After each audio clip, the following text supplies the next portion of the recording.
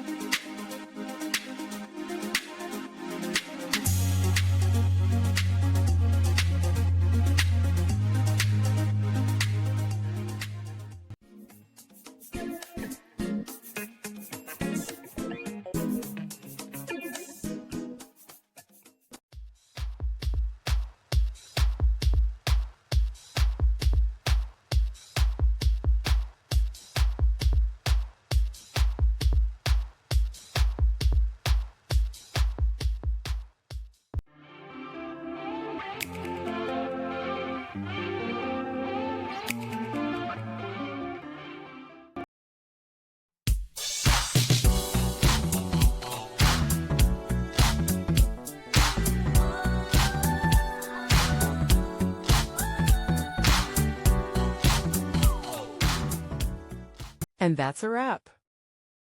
I hope you found the answer you were looking for.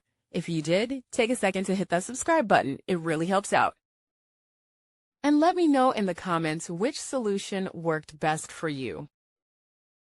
See you next time in the debug zone.